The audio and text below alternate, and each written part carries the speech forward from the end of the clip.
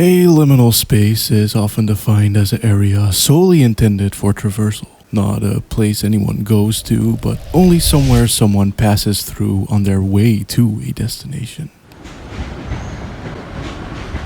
Like, indeed, a bike tunnel.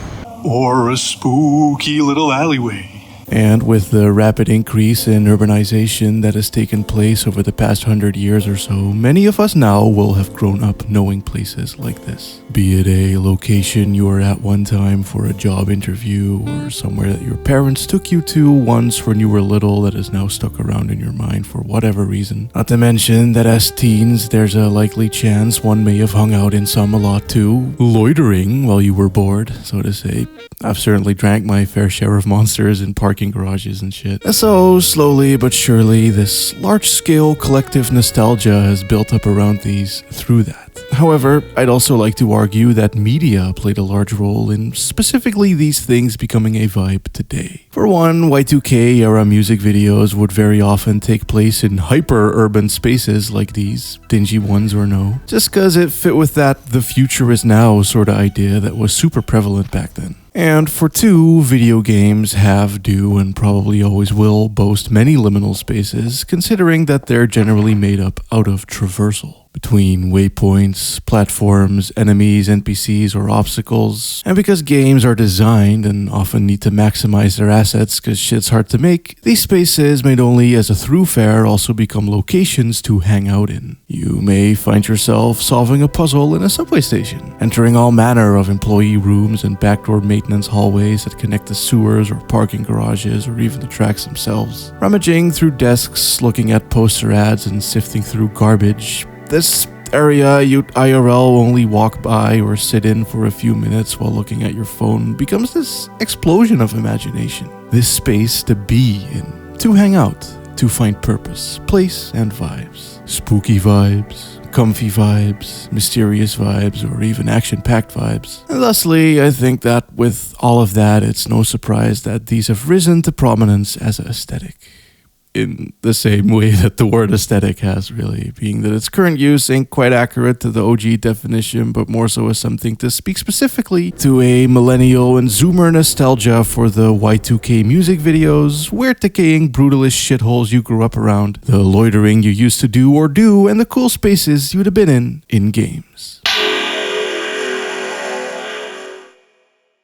You know what's also funny to think back on? That one time in the early 2000s when everyone was suddenly scared of little girls with long hair. Like, I was there, dog. And shit was fucked up. Parents out here watching Scary Schmovie or whatever the fuck, and suddenly this bitch shows up and it's like, oops, no more sleepy for little old me for a good while. Dang. So naturally, this then also penetrated many a game. Fear probably being the biggest, and RE7 for some reason in 2017. But unlike the tributes, rip-offs, and bootlegs, The Ring also got a game of its very own. Friendship ended with Urgai's menu sound. Now The Ring splat sound is my best friend. It's about this potato-faced motherfucker doing research on a .exe file, and you know how scary those can be, and so he dies, and then his wife shows up and... Yeah, and I think we're just gonna have to do it that way, and that's just it.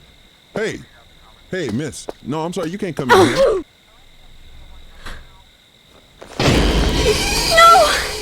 No, I can't believe it's Robert. No. You okay, lady? Meg, what's going on over there?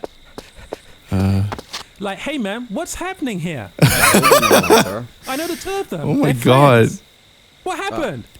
I don't believe this. Dude, your face! And from that, the rest of the game is spent poking about an office building. This starkly lit, lightly shaded, flatly textured, barely detailed, all beige, every gray, uncanny, funny, maze-like empty office building. I mean, just look at this fucking shirt that's clearly just an image hanging in an office for some reason. Or the fact that all the windows are blinded so densely that they may as well be boarded up.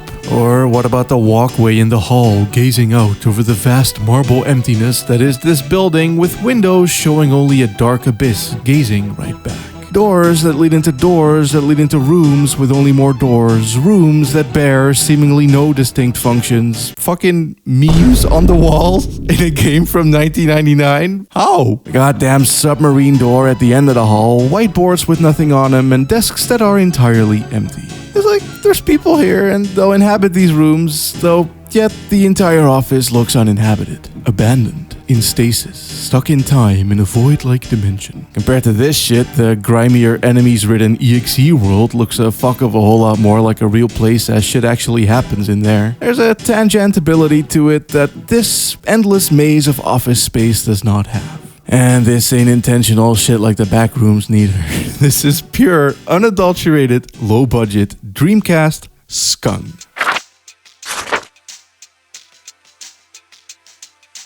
And the game also has a somber quality to it. Part and partial due to the excellent music, though funnily enough, Terra's Realm OST actually has a bit of a bad rep. I'm a Peg, the harsh piano we were all subjected to over the past minute as it plays during the first hour and a half of gameplay, almost entirely uninterrupted, only interrupting solely to start over.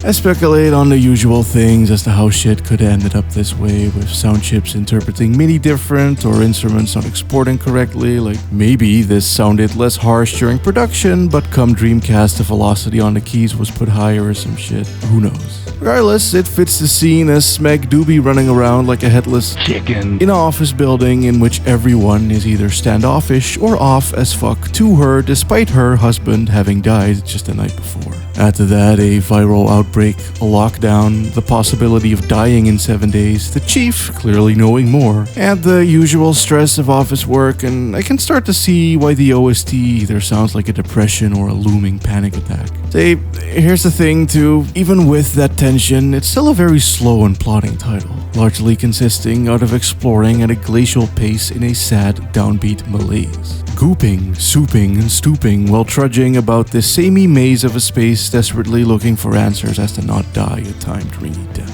Going into rooms you don't have clearance for, reading documents you shouldn't be reading, opening the blinds and seeing naught but a green blurry slurry encasing the building, only getting a glimpse of how fucked up shit is getting outside of your sad stress cocoon by turning on the television. In a strange way, the game reminds me of a stormy day at school. I don't know how relatable that might be, but I spent the day stuck at school once during a crazy storm, with clouds so thick it may as well have been dark out, nor were we able to leave until solutions was found. And what with classes being ended, we were able to sneakily free roam the school, seeing floors and rooms we'd otherwise never go to, or places that we would, but they'd never be this empty. Also, is like, despite its off-kilterness, this game isn't not like how actual offices look IRL, right? The pale, glaring lighting, the boring carpet, the white ceiling and walls, this feeling of no one really wanting to be here and nothing being quite as homely as it should be given the sheer volume of time motherfuckers spent in this bitch. 9 to 5, 24/7, all work, everything, and still the only bit of customization you could do to your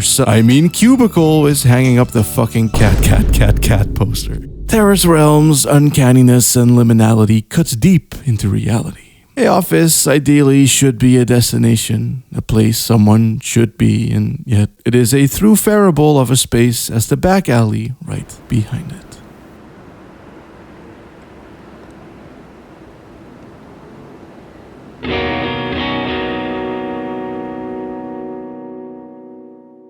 By far and away, my favorite slice of liminal hell has to be the first half of Silent Hill 3, i.e. Heather having had a nice day at the mall making her way back home, only due to, complications, she doesn't take the regular route, instead going off underground. And boy howdy, do we ever start off on a vibey foot. Escaping Douglas by leaving through a weirdly grimy bathroom window just to have the outside reveal that a lot of that grime was actually the warm glow of the evening sunset, providing a nice contrast with what most Silent Hills would start you out with. Thing is, too, you ain't even there yet. You're just in some regular old city with shit only going berserk because of Heather having the heebie-jeebie genes. Therefore, the environments are relatively normal when unfreaked, like a cute little bakery, a cozy bookstore, or an abandoned mall with still murmurs coming from around the corners, or in shops past closing time. The alleyway ain't blocked off by a bottomless pit or anything. No, it's just some dickhead parked up asshole style. And obviously, the empty mall thing is quite the current vibe as well, but something about walking around the employee areas is also very cool. I worked in a mall for a very short time and it looked pretty much exactly like this. Now, the puzzles in this context can be a little bit wacky, as why would a row of books in the bookstore hide a coat to the back areas, but I also love how playful that is. It's that exact shit I mentioned at the start. A space you'd otherwise never think of much or have any business in other than surface level engagements as a passerby or customer suddenly becomes this little interactive and explorable playground. It's cool. Once done, monkey bar swing set fucking shit up though, the sunset that we could still see peering on through the little grated windows in the storage rooms is now gone as night has fallen. Giving Heather the opportunity for a quiet stroll through the now wholly abandoned and closed off mall. Lights out, roller shuttered, cafes empty, and nothing but the sole sounds of footsteps to accompany.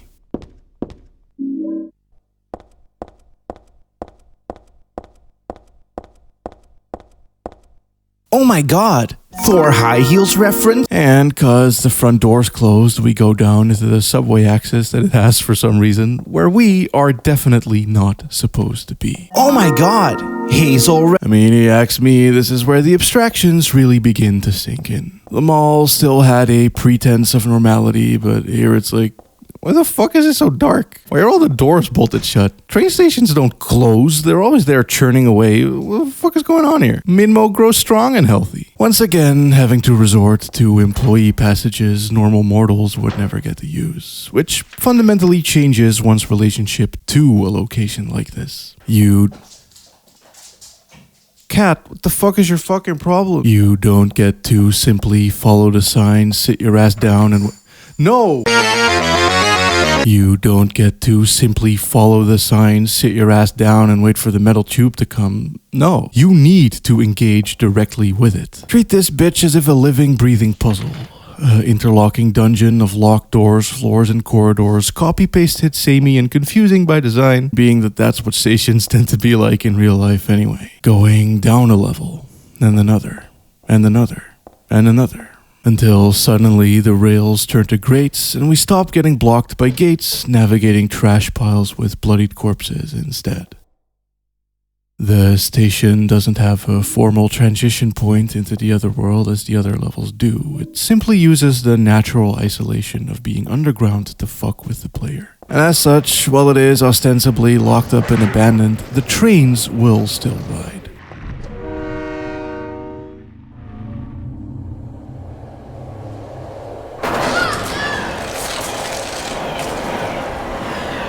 Creates to me the sensation that this station is a metro haven, this locked-off enclave, a spook in the system, a place where trains go but humans don't. Weirder still is that you don't even get to leave normally either, throughing one last curio door that leads directly into the sewage system.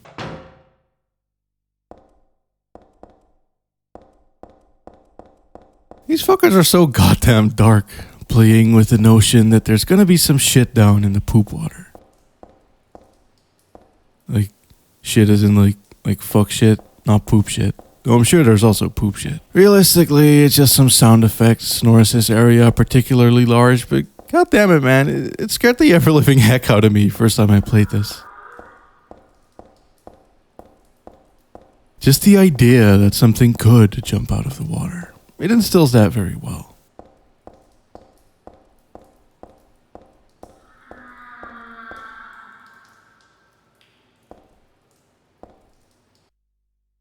Now that's a lot of garbage. Where the hell did it all come from? I guess this is all the stuff that gets tossed out into the sewers. Okay. I don't see how someone could flush a fucking radio though. Or a wheelchair! I love the idea of the interconnected underground. Metro systems, sewages, parking garages, various basements of big establishments, all being connected through mysterious maintenance passages not accessible to the regular public. As if this secret world down below, and sometimes it do actually be that way too. Now, sewer levels get a ton of flack, but I think they're cool exactly due to shit like this. I mean, who knows what can be down there?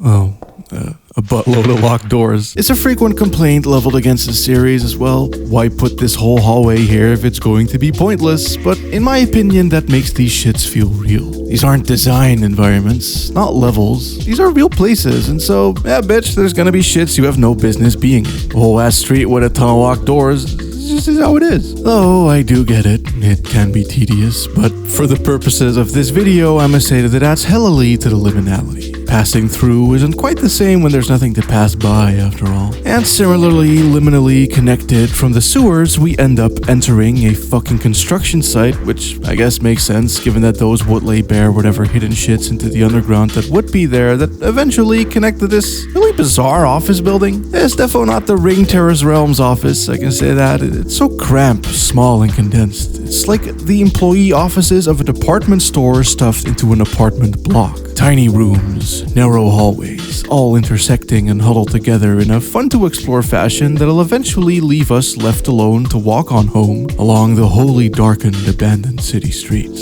If the game had started here, it would have felt comparatively normal, but given everything that just came off the vent, there ain't nothing left outside of a foreboding energy, having fully corrupted your relationship with something as simple as a residential street. And yet, I can't deny that I find the first half of Silent Hill 3 to be very cozy and comforting to me. Maybe it's because of how it reminds me of the explosion of horror Let's Plays on YouTube from a decade ago, and how I'd find the Best Friends Shitstorm series and the videos by a bunch of other dudes who are all shitty weirdos now. Or perhaps it is also to do with its exploration of what are otherwise mundane backgrounds from the day-to-day. Many locales in this game remind me of things I've been to, and there's a comfy sense of nostalgia in that for sure. Which I don't think I was alone in at all, being that Silent Hill inspired hella.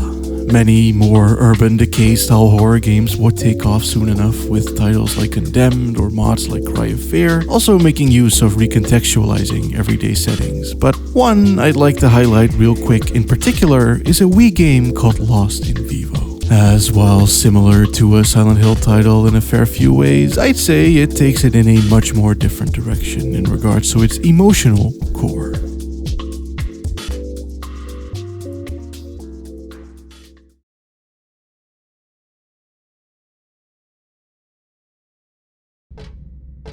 Wait, hold on, is that... Huh.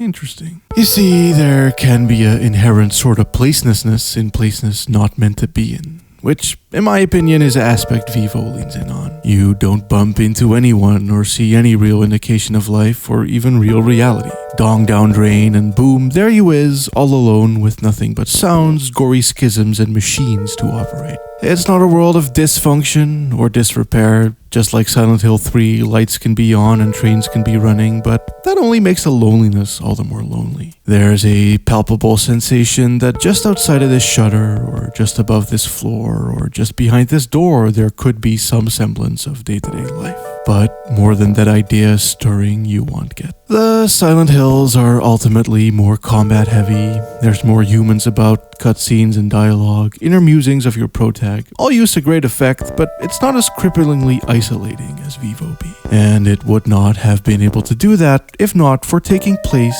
in liminal space. Essentially putting the player in the lifeless, hollowed-out husk of urbanization. In an environment like that, it's tough to not feel as if a nothing yourself, too. There's storybook ending, but for the most part, I didn't really get the sense that I was anyone. I wasn't bringing any more humanity than what there already wasn't. Which brings me to Stray, which very literally lets you see liminal spaces from the perspective of not a human. Recontextualizing what purposes what serves. Lights can be stairs, air conditioners can be paths, wires can be a cable car, and even more meta things like in any other game as a humanoid-sized character, a door highlighted this way would be the way, the one you're also subtly guided to. But now you're a cat, so why not jump the dumpster that it usually masks an invisible wall and meow with the surveillance camera without no...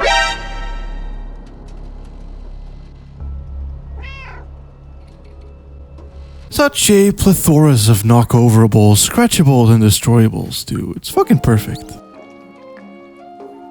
You don't normally get to go behind the bar. That's where the NPCs go, stupid game. Sure, yeah, the little door's only knee-high, but that's not how video games work. But cats don't have rules, and so in you go. On top, off of, or under every surface, it all belongs to cat.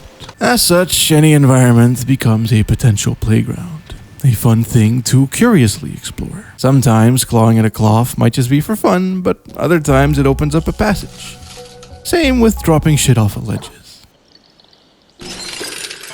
Not a whole lot else I can say about it for the purposes of this video, as it ain't particularly liminal outside of its abandoned alleys and sewers, as this game's actually full of life and detail and towns, with NPCs and things to see and do, with warm colors and friends and fun moments and adventures, and I just fucking adore this game, to be honest. If it doesn't take over Stranger of Paradise as my goatee, then at the very least I can easily say that it has my favorite soundtrack of the year. Such cool, pretty, beautiful, particularly cat-esque soundscapes of cute blips, jazzy chords and curious plucks, Scott grooves, Scott moods, and Scott tunes. I guess, in a sense, what it really does, though, is take liminal spaces and makes them whatever the opposite is. You're gonna argue that that's what all of these games do, which has been more or less the central point of the video, though that's more so due to the nature of gameplay, but Stray does it tonally in equal measure. I mean, peep this creepy little bike tunnel IRL again, and then smoke this. It's a similar type of place, but it's so warm now, so cozy and inviting. The sewages below also is an adorable little town with a painter robot and this amazing flower child with a cool hat and beads. It has places for the cat to nap and scratch and shogi tables to ruin. It is somewhere to be, no thoroughfare nothing. Being cute and adorable, and I'd hella live like this if I could. Also, the subway station isn't a cold abandoned maze, it is instead a lively hustlin' bustlin' city. We got Tulip Cat, we got Harvest Moon Cat, we got Lost Odyssey Cat, we got Dread Out Cat, we got Elder Scrolls Online Cat, and we got Sapari Cat. Many cat legends of many games, and yet so few fully fledged cat games. So I said it was about fucking time, and Stray's got all the markings of a great one too. Rotatable, examinable 3D items, amazing electronic jazzy OST,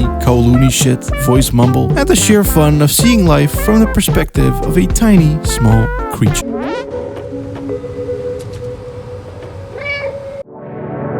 Liminal spaces are the pre-rendered backgrounds of real life.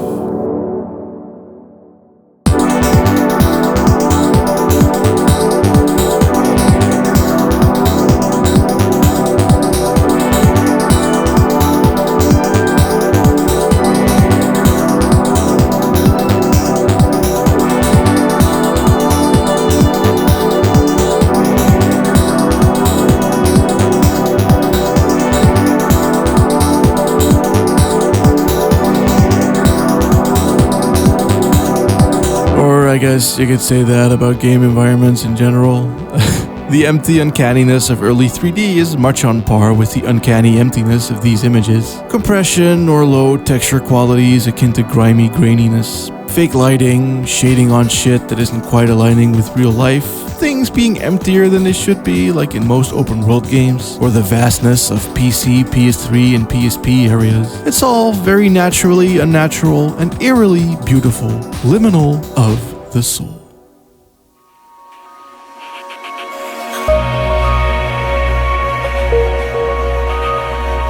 So, my favorite version of specifically that the future is now Y2K idea of liminal spaces that I mentioned at the start of the video can be found in Smearer's Edge and the 25th Ward. All clean, everything, empty, but also hiding way more than what the public is allowed to see. Pristine towers of corporate power housing layer after layer of carefully curated nothingness. Lounges leading into waiting rooms, leading into hallways, leading into elevators, leading into lounges. In Mirror's Edge, even the squares, stores, parks, and terraces aren't places of interest. They're only there for the aesthetic. The only way that one can see the true face of the City of Glass is by sticking to train tunnels, sewages, back alleys, and construction sites. Ducking through ducts, slinging from pipes and girders, dodging trains and climbing fences. It is a city made wholly out of liminality, the pretense of places. Too uniform and stylized to be homely, but God damn it, dog, do I love being here. What a fucking vibe. What a fucking game. You spent most of it in its buttholes, sure, but the few times when you do properly peer out, it's fucking gorgeous. The bright blue train station, the white and yellow offices, the unrelentingly sunny skies, the accents of poppin' reds, and I fucking live for this exact brand of green that it uses a lot. Like, it doesn't do hues or gradients per se. It has a very rigid color palette. One green, one teal, one red, and so on. By the way, I love all the little paint cans about town, implying that some motherfuckers have to be out here regularly making sure that the paint stays pristine. How truly dystopian. And then, when blasted by its bright light whites, it results in some deep, airy contrasts. These might only be areas meant for faring, and yet I can still stand still and gaze at them for hours. Holy shit, on the 3x3 it go.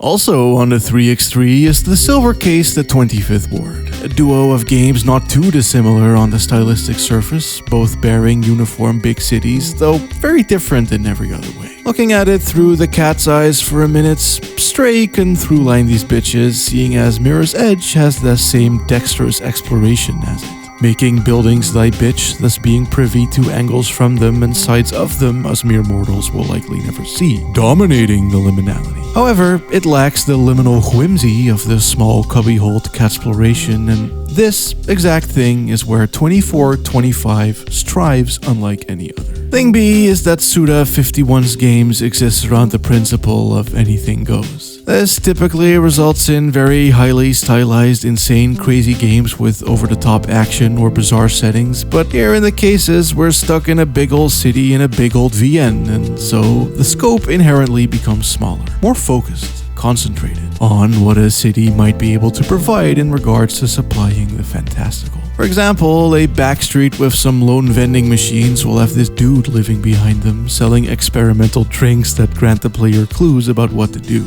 Almost as if a modern-day cave goblin quest giver or some shit. There's also the toilet maze at the back of a 7-Eleven, which leads to a key appraisal business in a tiny bathroom stall. It's got this whole dumb direction and password system for it too. It's stupid, but it's great. There's also the child bunker under a trash can at a parking lot, or the entire fucking city-sized research lab below a mall that has its own whole secret railway system to go along with it. And just the simple fact that it's a game about talking means that every oblique skyscraper will be filled with interesting personalities to meet, whether if it's the flamboyant gay dude in the internet cafe running a secret sex chat dungeon, or just some rando, creepy, standoffish resident of an apartment block at sea. Stuff like that injects personality where when simply passing through would be none. Same way that all the tower blocks is fully explorable, painfully so. Every floor, door, stair, and elevator accessible, really hammering home the copy-pasted nature of buildings such as this.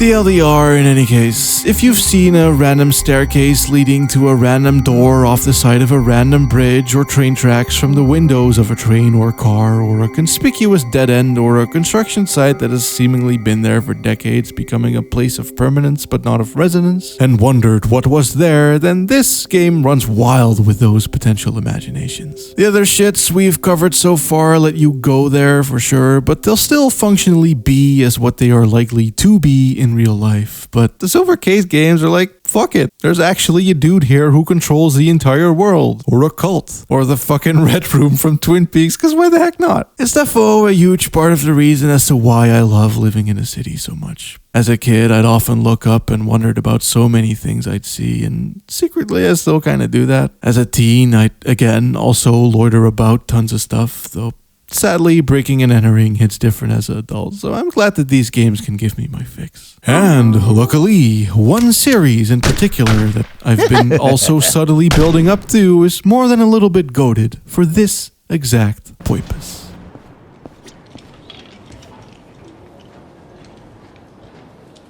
Ah, damn. Just a bunch of guys playing with that Show Goosey.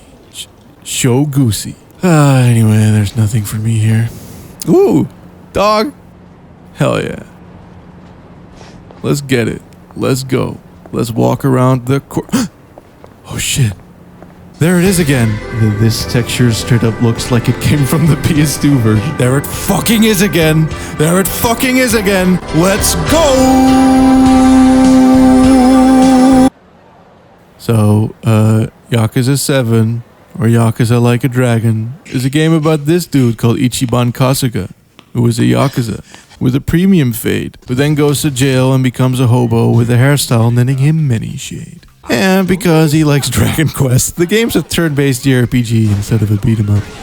Which to me instantly raises questions, being that Yakuzas have no shortages of abandoned buildings, railways, underground malls, parking garages, offices, tiny back alleys, and all manner of other liminal spaces. Usually these would be used as intended or as side quest scene backdrops, but now we will have dungeons. And many moons ago I made the point that sewers and metro stations are essentially the modern day equivalent of what dungeons or catacombs or caves were. Parasite Eve as a JRPG highlights this very well in my opinion. So, for one, I'm interested to see how that affects its liminality. And for two, this series has always seen possibly the most bestest, efficientest, coolest, realisticest, and creativest uses of urban, dense environments. Besides, 7's mostly about climbing your way back up from homelessness and therefore doing odd jobs, working for brothels, small bars, the old people home, the docks, or whatever the heck else, means that you get access to more buildings than you would and in more ways than in even the other Yakuza games, let alone in real life. So,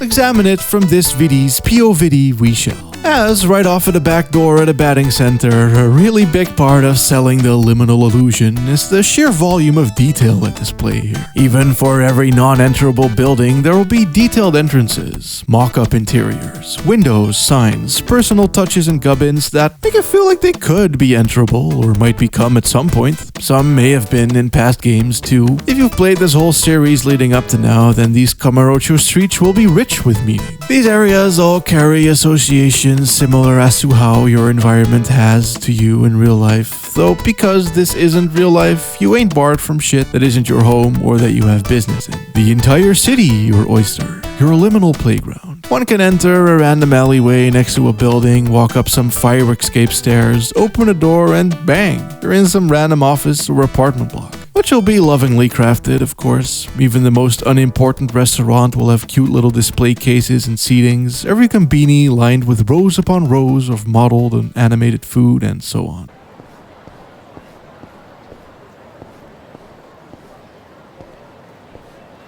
Be nice. And yet, the office building of prior example will also be empty. Likely to be used later for a side quest, or was used in another game altogether, now silently sitting here greeting trespassers with nothingness.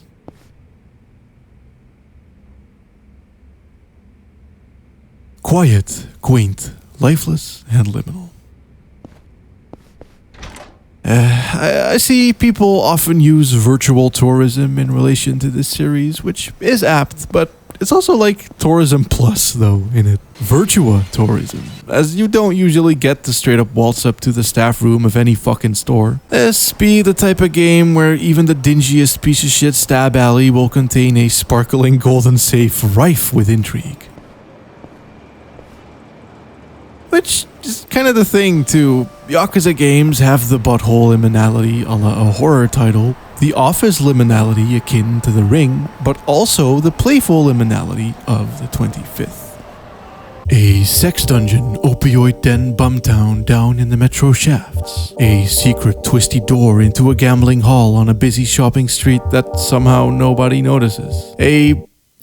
Whatever the fuck this underwater elevator is in Zero. These games all speak to my imagination bigly, though they hit otherly than how they did within the ward, being that it's all contrasted by a very realistic depiction of the actual hustle-bustle city. For instance, Silent Hill 3 and Vivo is only the buttholes of the world, and Mirror's Edge and 25th Ward aren't populated, all with in-game models at least. However, being able to gaze across the rooftops, seeing the crowded city streets down below, along with stairwells, interiors, and other limmies from your quiet, liminal bird's nest, paints slight difference. This isolation within a city, the same psychological divide between inside and outside, safe and unsafe, public and private, most games don't quite dig into. being either too playgroundy or not detailed enough, or too much within their own little plane of existence like the Ring was. But Yaku's do's. There's a lot to do with the sound design, to be honest. The humming of the crowd and the clacking of the shoes is always somewhat present, but how clear to the ear it is very dependent on where you is. Even something as simple as proper sound effects and animations for doors closing behind you or shifts in shading, the humming of air conditioning, the punctuation of carpeted footsteps, and especially the plenty of windows to the outside are all touches that can help sell the sensation of urban illumination. But I guess that's all still just good old Kamurocho. It's an entertainment district in Tokyo after all, so shit's bound to be densely packed with things to see and do. The bulk of the game actually takes place in Yokohama, a brighter, more laid-back harbor city. The one from Racing Lagoon, with big highways, trains aplentive, car access, proper suburbs, water inbound, and a much, much larger scale than any of the prior Dragon maps, backing several smaller districts in one. Ichiban starts off his time living in this one, a homeless camp, going around the local area fishing for coins beneath vending machines, catching bugs from trees and sifting through cash for briefcases. Which, that alone is such a nitty-gritty way to engage with your surroundings. Really getting in there, utilizing them to their fullest. And it's such a cute little enclave of a place too, encased by canals, trains, parking lots, and primarily the backsides of buildings on other, more important streets you don't get to. Encased in liminality, yet overflowing with personality, mainly due to the homeless. The little double-layered parking lot, for example, has this dude living in it, hoarding a smattering of gubbins for bike ride can races, or the local thrift shop owned by a hoarder with wares for sale that pour out onto the streets into a glorious trash mountain. Essentially, it's pretty much just a liminal shanty town, which, being born in a squat in a city I'm quite adhered to aesthetically, it's really cozy. It's got moxie. I like it. Really apt for exploration and urban wonderment.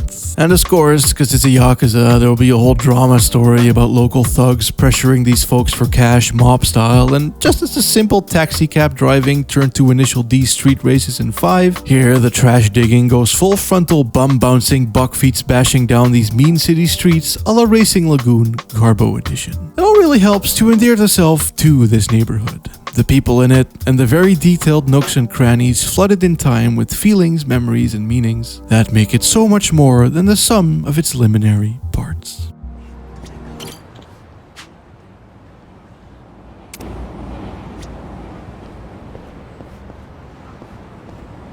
And that's just the first area of this bitch. There's all kinds of dope shit here, from big car-centric streets and far-off offices and highways to a quiet little bar district with cafes suspended over the canals, and moreover, actual residential areas. Little bike stalls, big flats, a chulipi park, public bathrooms that aren't nearly as scary and dingy as the Kamurocho ones, and honk honk girl, you know, regular stuff. Real nice, quiet, walk at night energy with maybe a little pit stop at a cozy bar. Oh, okay. But also this dumb fucking evil looking ass derelict building across the water which houses the Korean mafia, who not only siphon electricity in blatant sight but also snipe with fucking crossbows. Full on urban fairy tale shit. Like, that's a goddamn siege castle, fortress, whatever the fuck you call it. It's fucking great. It's a good contrast too to the red light district,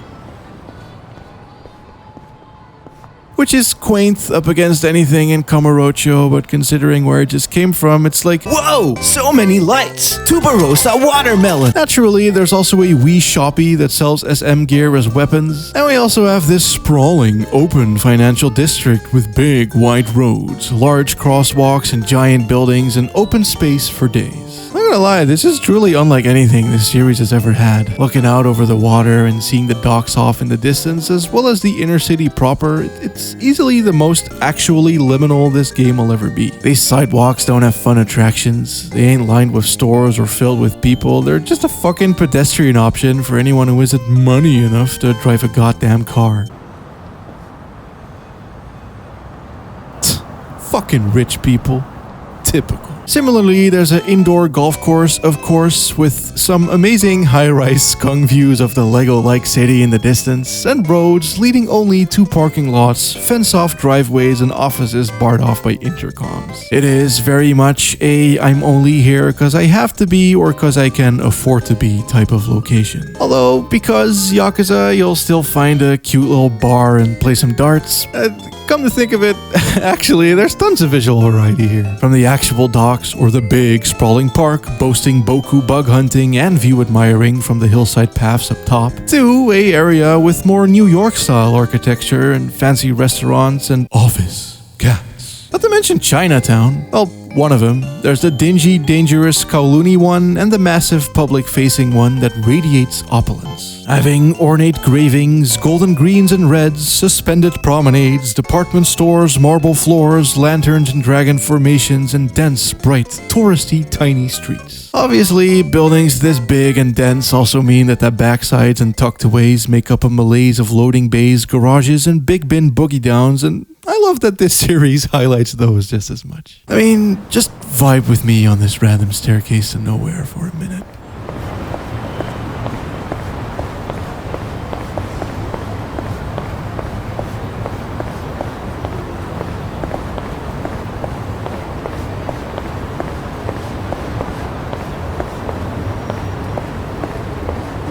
The supremely liminal view of the hench building next door, the little lights lighting the steps, and just the emptiness in the face of the detail up ahead.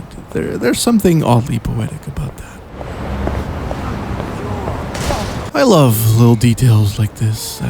I really do, especially when on the square next over there's a public restroom that has a fucking hidden doorway in it.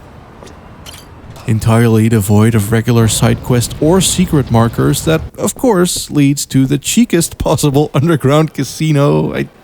This is why this is the best series, actually. I love going on wee made-up mini side quests inside of my head, starting around exploring some shopping district and, whoa, a sign, worldwide weed. So I enter the dark void and go down some stairs and encounter some shogi.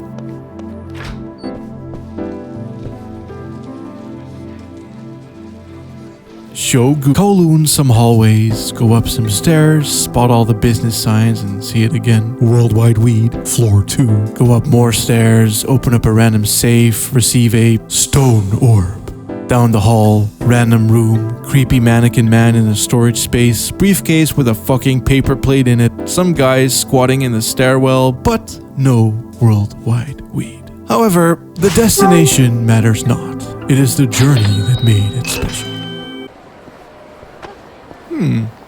The Frank house. Hello? Frank?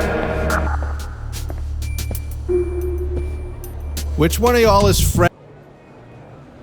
Frank? Same way that I found a little ladder next to a highway bridge that led to some floating pallets into the sewer where some dudes run a gambling den. I don't know how to play any of these, but that still spoke to my imagination in a significant way and made what would have otherwise been a simple little sidewalk next to a busy road into something super special. Or how throughout the game I kept walking past this sealed off abandoned construction site with a audible and peerable fire.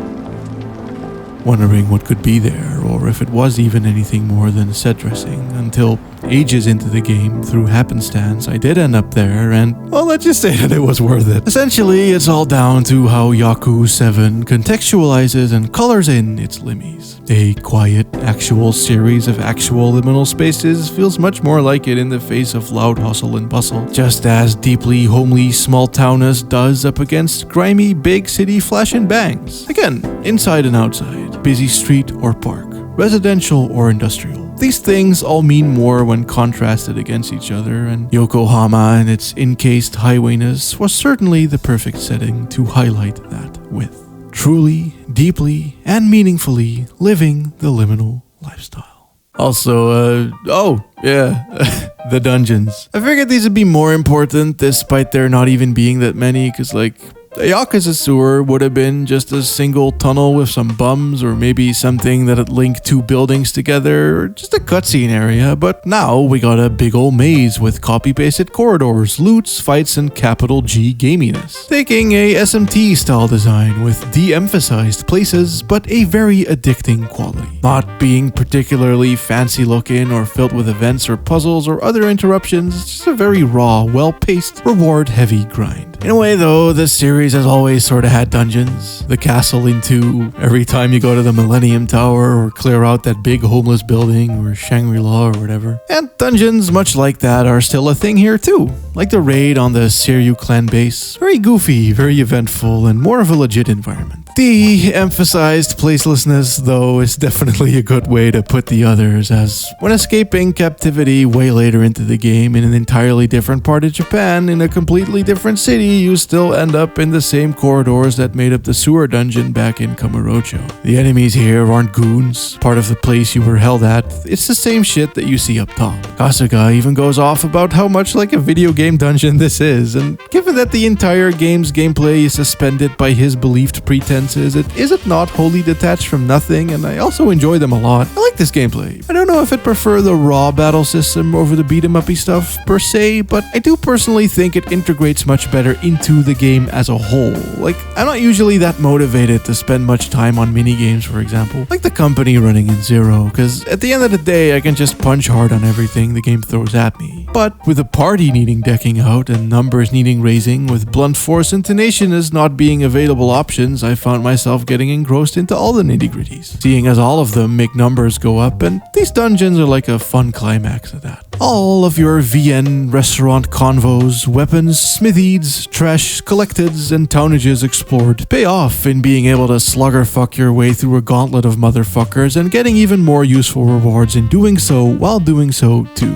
So in that, I love these. But they aren't really all that interesting to discuss from the point of view of this video's lens, I guess. Perhaps because, ironically, they are truly too liminal. Literally just hallways connecting A's to B's. Honestly, I think it's really the towns that do the most with liminality in JRPGs. Thing is that Yakuza Like a Dragon 7 is by far and away one of the most densest, stuffest to brimdest games ever created, and that's in large parts due to the ridiculous volume of cutscenes that'd make even Kojima blush, but also because of how well it uses every single inch of its maps with something to see and do. Collectibles aplenty, moments of intrigues and mystery, random doors to open. Like almost every single restaurant will at some point house a sub-story that'll color it in more. It's fucking wild. Though, hell, to be honest, even Stray and The Office in the Ring and Suda's VNs all bring character to these true fairs. Life. Or perhaps they actually highlight that which is there always, even in real life.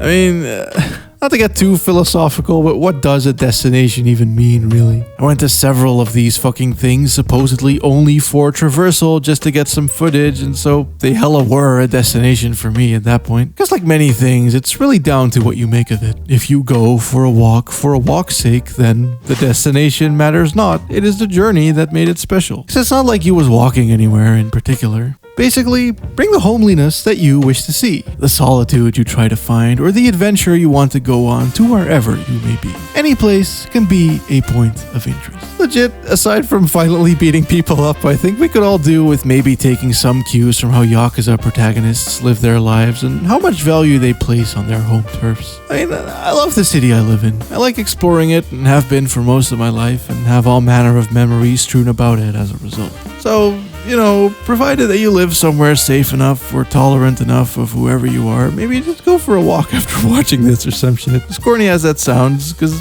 who knows? You might make some unexpected friends along the way. Whoa! Cat, shut up. I'm trying to record my whoa! But yeah, I loved Yakuza 7. In fact, fuck it. On the 3x3, it go. Its lovable hustle and bustle couldn't be a bigger contrast to Haison Meguri. A small Japanese-made walking sim on Steam about exploring ye olde abandoned townie.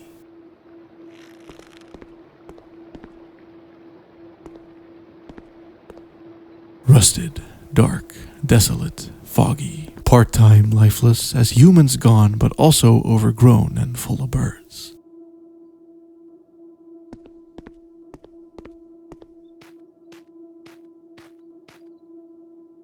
If you thought that this was a nice, relaxing walk, though,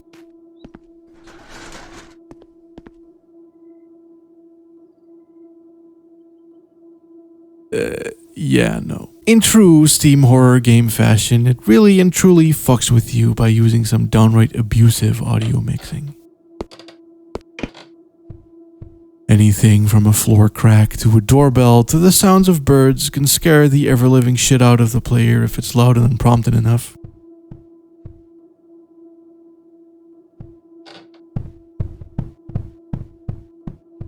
Plus, just something about games like these not going through the usual cert and bug testing make their vibe overall a whole lot more unpredictable in a cursed sort of way. Like, whoa, what if some type of sicko made this game? That would never happen with high budget But it also just helps that you're in a truly, uncannily desolate and bare, chunky environment, and that it legitimately has some excellent build-up to it too, with many acute scary moments.